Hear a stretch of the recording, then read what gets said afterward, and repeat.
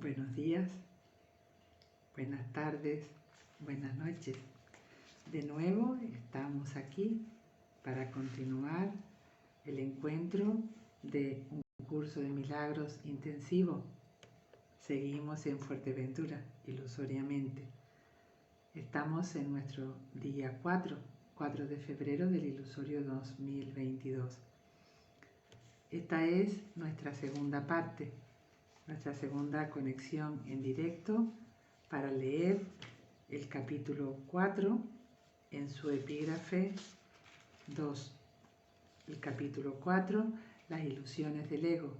El epígrafe 2, el ego y la falsa autonomía. Estamos en la página 64 de la segunda edición de un curso de milagros. Ya sabes, esta que tiene la estrellita, la de la tapa dura. Pues comenzamos con el recuerdo que Jesús nos hace en el capítulo 2, en el punto 18, que nos dice: puedes hacer mucho en favor de tu propia curación y de la de los demás si en situaciones en las que se requiere tu ayuda piensas de la siguiente manera: estoy aquí únicamente para ser útil. Estoy aquí en representación de aquel que me envió. No tengo que preocuparme por lo que debo decir ni por lo que debo hacer, pues aquel que me envió me guiará. Me siento satisfecha de estar donde quiera que Él desee, porque sé que Él estará allí conmigo. Sanaré a medida que le permita enseñarme a sanar. Así es que sanaré porque le estoy permitiendo enseñarme a sanar. De hecho, ya sano. Y lo pongo en presente porque sé que Él está aquí conmigo ahora. Por eso nos dedicamos al estudio en su santa presencia y nos volvemos santos como Él, para que el ilusorio ego pueda volverse humilde y pueda reconocer que no es nada si yo no le infundo temor y miedo. Así es que me mantengo en la mente recta, recordando quién soy y recordando que el ego es una pura ilusión, por lo tanto no existe. Leamos pues en el epígrafe 2, el ego y la falsa autonomía. Párrafo 1. Es razonable preguntarte cómo pudo la mente haber inventado al ego. De hecho, esa es la mejor pregunta que puedes hacerte. Sin embargo, no tiene objeto dar una respuesta en función del pasado, porque el pasado no importa y la historia no existiría si los mismos errores no siguieran repitiéndose en el presente. El pensamiento abstracto es pertinente al conocimiento, con mayúscula, porque el conocimiento es algo completamente impersonal y para entenderlo no se necesita ningún ejemplo. La percepción, por otra parte, es siempre específica y por lo tanto concreta. Por eso solamente si nos elevamos al ámbito de lo divino podemos llegar al conocimiento, solamente en presencia de Dios, porque Dios es conocimiento. Dios es el conocimiento. Dios es la verdad absoluta. Dios es el amor. Y ahí el alfa y la omega ya es.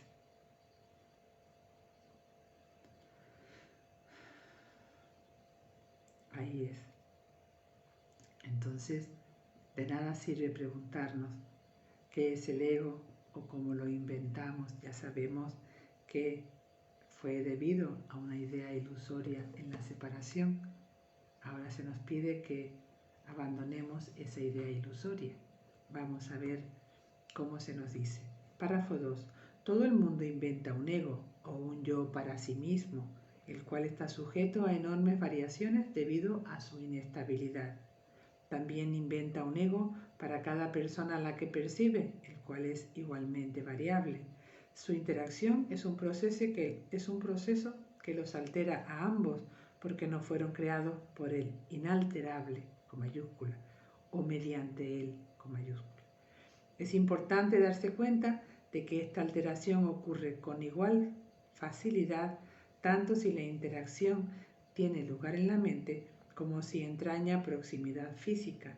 Pensar acerca de otro ego es tan eficaz en el proceso de cambiar la percepción relativa como lo es la interacción física. No puede haber mejor ejemplo que este de que el ego es solamente una idea y no un hecho. Fijémonos aquí, como nos dice Jesús, que todo el mundo inventa un ego para sí mismo. Por eso es por lo que ocurre la división, porque mi ego quiere ser diferente al tuyo, pero no solo diferente, sino mejor. Quiere ser especial. Y además, yo me quiero relacionar contigo, con tu ego, contigo pero desde tu ego, porque así yo me posiciono mejor que tú. O te puedo posicionar también a ti mejor que yo y así hacerte igualmente especial. Entonces, en esa diferencia que nos propone el ego, no hay igualdad, no puede haber igualdad en la ilusión. Siempre hay una comparación de ser más que o menos que, pero no hay igualdad. La perfecta igualdad solo nos la puede proporcionar Dios en la filiación, en la mente una, un solo ser unido a su creación. Por eso es por lo que en este momento en el que es tan ineficaz creer en el proceso de cambiar al ego, ni cerca ni lejos, ni en la mente ni en la presencia física. ¿Cómo voy a cambiar una ilusión? La estaría cambiando necesariamente por otra ilusión. Da igual, siempre va a aparecer en el ilusorio sistema de pensamientos del ego que necesito algo, o que tengo bastante y tengo suficiente. Y también voy a creer que el ego que tengo a mi lado, que hago especial, va a tener necesidad, por lo tanto voy a querer cambiarlo. ¿Se puede cambiar una ilusión por otra ilusión? Si soy más alta, quiero ser más baja. Si soy más baja, quiero ser más alta. Dime dónde está la diferencia. Solo en el pensamiento de Dios, en el pensamiento recto, aceptamos ser quienes somos porque nuestra identidad ya ha sido validada por Dios. No necesitamos que nadie fuera de nosotros la valide. Ya somos válidos por ser quien somos. Párrafo 3. Tu propio estado mental es un buen ejemplo de cómo fue inventado el ego. Cuando repudiaste el conocimiento, con mayúscula, fue como si nunca lo hubieses tenido. Esto es tan evidente que basta con que lo reconozcas para constatar que eso es lo que en realidad ocurre. Por eso decimos, no sé, porque nos hacemos cargo de que el conocimiento corresponde al ámbito divino.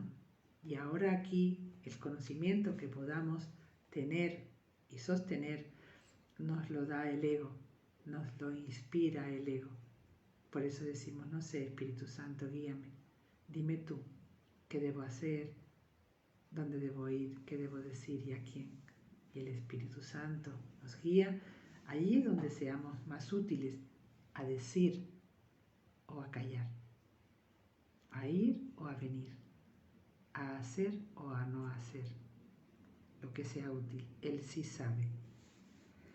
Y si eso ocurre en el presente, ¿por qué habría de sorprenderte que hubiese ocurrido en el pasado? ¿Por qué si ahora yo sigo admitiendo mis pensamientos locos, me sorprendo de que en el pasado la historia haya sucedido con las atrocidades que ha sucedido. No tiene sentido, da igual. No hay pasado ni futuro, sino solo ahora. Y ahora, aquí y ahora, si sigo eligiendo al ego, sigo estando en un perfecto caos, en un mundo ilusorio. Solo elegir la mentalidad recta me salva. Me salva a mí y te salva a ti, nos salva a todos, porque la mentalidad recta me lleva a reconocer que tú y yo somos uno. ¿Por qué habría de sorprenderte que hubiese ocurrido en el pasado? Asombrarnos ante lo inusual es una reacción comprensible, pero asombrarnos de algo que ocurre con tanta frecuencia no lo es en absoluto. No olviden, no obstante, que la mente no tiene por qué operar así, aunque así es como opera otro. Ahora, párrafo 4. Piensa en el amor que los animales sienten por sus crías y en la necesidad que sienten de protegerlas. Eso se debe a que las consideran parte de sí mismos. Nadie repudia lo que considera parte de sí mismo. La manera en que reaccionas ante tu ego es similar a cómo Dios reacciona ante sus creaciones, con amor, con protección y con caridad. Tus reacciones ante el yo que inventaste no son sorprendentes. De hecho, son muy similares a la forma en que algún día reaccionarás ante tus creaciones reales, las cuales son tan eternas como tú. No es cuestión, por lo tanto, de cómo reaccionas ante el ego, sino de lo que crees ser. Creer es una función del ego, y mientras tu origen siga sujeto a interpretaciones, lo seguirás viendo desde el punto de vista del ego. Cuando el aprendizaje deje de ser necesario, simplemente conocerás a Dios. La creencia de que hay otra forma de percibir es la idea más sublime de que es capaz el pensamiento del ego. Esto se debe a que dicha idea reconoce, aunque sea mínimamente, que el ego no es el ser. El ego en sí, nosotros en nuestro estado de sistema de pensamiento del ego, reconocemos que tiene que haber otra manera. En ese reconocimiento atisbamos la idea de Dios, atisbamos la idea de que hay una mente recta y ahí nos dirigimos. Una vez situados ahí, el ego tiende a desaparecer, tiende a anularse. Nuestra idea, nuestro pensamiento sano tiende a la expresión de lo infinito, hasta que lleguemos a la expresión cercana a lo infinito. Más el paso a lo infinito lo da Dios. En su misma presencia hemos de estar.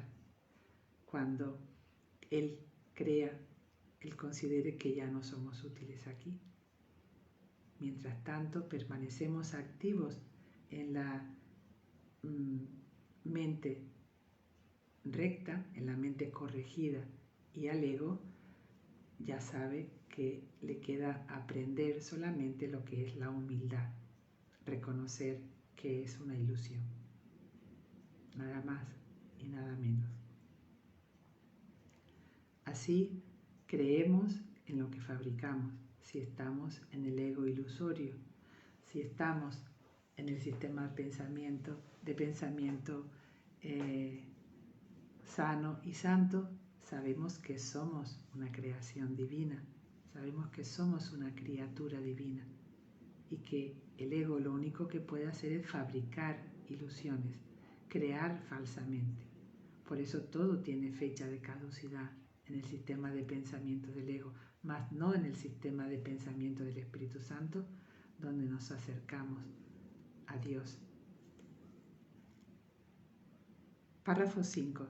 Socavar el sistema de pensamiento del ego no puede sino percibirse como un proceso doloroso, aunque no hay nada que esté más lejos de la verdad. Los bebés gritan de rabia cuando se les quita un cuchillo o unas tijeras, a pesar de que si no se hiciera podrían lastimarse. En ese sentido todavía eres un bebé, no tienes una idea clara de lo que es el verdadero instinto de conservación y probablemente decidirás que necesitas precisamente lo que más daño te haría. Sin embargo, tanto si lo reconoces ahora como si no, has acordado cooperar en el empeño por llegar a ser inofensivo y servicial, atributos estos que son inseparables. Incluso las actitudes que tienes a este respecto son necesariamente conflictivas, puesto que todas las actitudes están basadas en el ego. Esto, sin embargo, no siempre será así. Ten paciencia mientras tanto y recuerda que el desenlace es tan seguro como Dios. Se nos invita a ser pacientes con el ego. En esa paciencia infinita sabemos que los resultados son inequívocos, son infalibles y son inmediatos. Así, la perseverancia nos va a llevar a un final feliz, a un desenlace feliz. No tenemos que flaquear, tenemos que mantenernos unidos a la idea de Dios, a la idea de la igualdad, a la idea de la unidad. Tenemos que mantenernos unidos a Jesús, que es el verdadero Maestro y que nos permite pacientemente acceder a aprender sus lecciones. Él es un buen maestro, nosotros somos unos buenos estudiantes siempre que digamos, sí maestro, haré lo que me dices que haga y no querré hacer lo que me dices que no haga. Así es como se comporta un alumno feliz, confiando en su maestro. Por eso, aunque se nos quiten, que se nos fue aparentemente la conexión del ordenador porque estaba desenchufado. Espíritu Santo, gracias. Vamos allá. Entonces, mientras nos tomamos ese respiro de ir viendo que con el ego todo lo que percibimos es un proceso doloroso, vamos a conectar el ordenador. Fijémonos que cuando estamos en el sistema de pensamiento del ego, donde creemos que podemos fabricar lo que necesitamos, ya el simple pensamiento de tener que fabricar lo que necesitamos, ese simple pensamiento nos lleva al sufrimiento, porque nos lleva a la duda de si será eficaz eso que estamos queriendo hacer. ¿Será eficaz esto que vamos a fabricar? ¿Colmará mis necesidades? ¿Hasta cuándo colmará mis necesidades? Entonces, el solo hecho de pensar siquiera que tenemos que solventar un problema nos causa otro problema mayor. ¿Será así como tengo que hacerlo? ¿Cuál será la mejor manera? Nunca podemos acertar, porque una vez que aparentemente ya hemos acertado, nos viene la siguiente idea proyectada. Tengo que seguir afanándome porque tengo que seguir produciendo. Tengo que seguir sosteniendo esta idea del ego que está en mi cuerpo. Observemos cómo todo lo que fabricamos está en relación al cuerpo. El cuerpo es la gran presencia del ego, hasta que ya no, hasta que decidamos entregarle este cuerpo fabricado en la idea de separación del ego, podemos ofrecerlo al Espíritu Santo desde la mente recta para que sea un recurso de aprendizaje infalible. Entonces, el Espíritu Santo todo lo puede y usa nuestro cuerpo, nuestro vehículo, como un recurso de aprendizaje digno, como un recurso de aprendizaje que puede andar por este mundo ilusorio en la certeza de que va a ser una expresión amorosa. Entonces es cuando nuestro cuerpo se eleva a ese recurso de aprendizaje digno que el Espíritu Santo va a usar correctamente. Por eso pedimos guía para saber qué hacer, qué decir con estas manos, con esta voz, con este cuerpo. ¿Dónde soy útil, Espíritu Santo? Entonces, en ese caminar con el Espíritu Santo, voy a encontrar la guía infalible. Vamos a poner aquí continuación en la segunda parte, porque esto aparentemente se quedó sin batería, y seguimos adelante. Seguimos leyendo el capítulo 4, las ilusiones del ego, y estamos en el epígrafe 2, leyendo el ego y la falsa autonomía. Pues aquí le damos a transmitir, que estamos también emitiendo en Facebook, además del canal del Facebook de Miracle.log, estamos emitiendo también por el mío aparentemente personal. Pues vamos allá. Estamos de nuevo emitiendo. Esto sería la continuación de la segunda parte.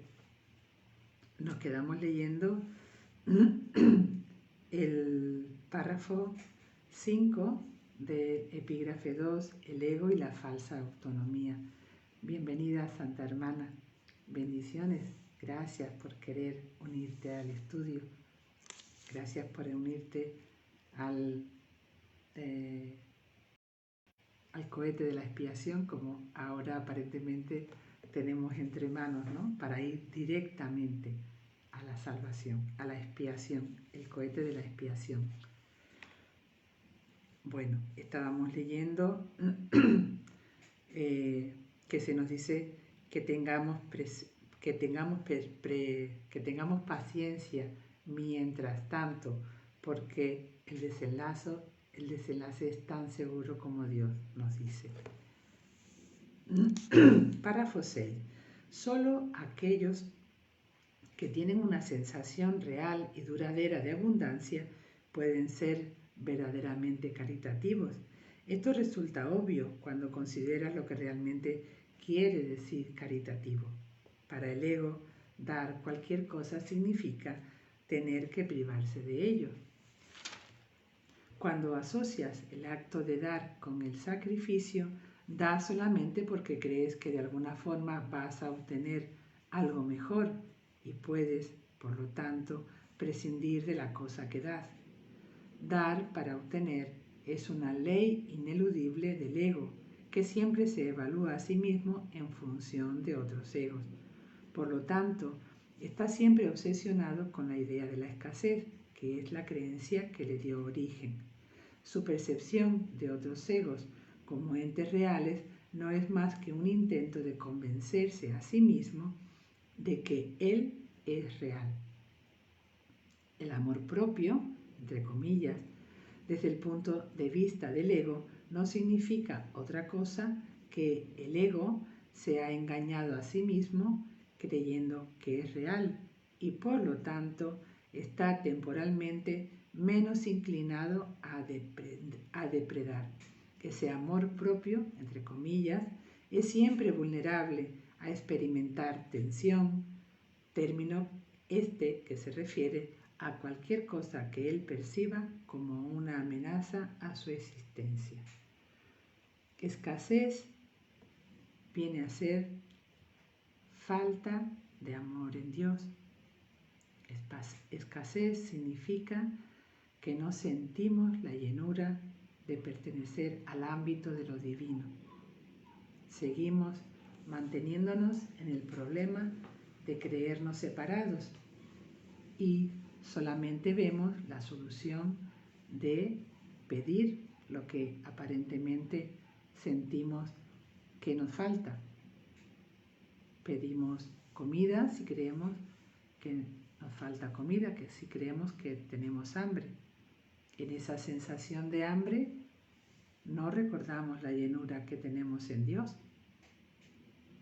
Eso ocurre porque nos estamos queriendo situar en el papel de escasez, que es el papel del ego en el sistema de pensamiento de la escasez. La llenura la recordamos cuando nos situamos en el sistema de pensamiento del Espíritu Santo, donde nada nos falta, nada nos ha de faltar. En Dios todo es llenura. La idea de mantenernos en el ego, en que podemos seguir manteniéndonos nuestro papel fuera del ámbito de lo divino, es lo que nos hace creer que podemos obtener algo a cambio de algo. Podemos hacer ese trueque. Yo te doy y así me considero mejor que tú. Me considero que tengo más que tú. Y tú me pides porque te consideras menos que yo. Ahí hay una diferencia de pensamiento y Jesús nos invita a ser iguales, a la semejanza. Nos invita a la semejanza divina en Dios, a reconocer nuestra llenura. Por eso, la idea de ser caritativo es reconocer que tenemos y que el otro también tiene. Que dar solamente es un ejercicio para saber que nunca decrece nuestro tesoro. Que cuando damos, nos damos a nosotros mismos y cuando recibimos de otros, recibimos al otro mismo. Esa es la idea que se nos muestra cuando aceptamos ser quien somos. Cuando aceptamos al Cristo en nosotros, estamos en la posición de reconocer al Cristo en otro. Así es que el dar y el recibir es lo mismo, porque cuando doy es a mí mismo a quien doy. Cuando recibo es de mí mismo, de quien recibo. Soy el Cristo en todo aquello. Soy el Cristo en todo. Soy el Cristo en dar y en recibir.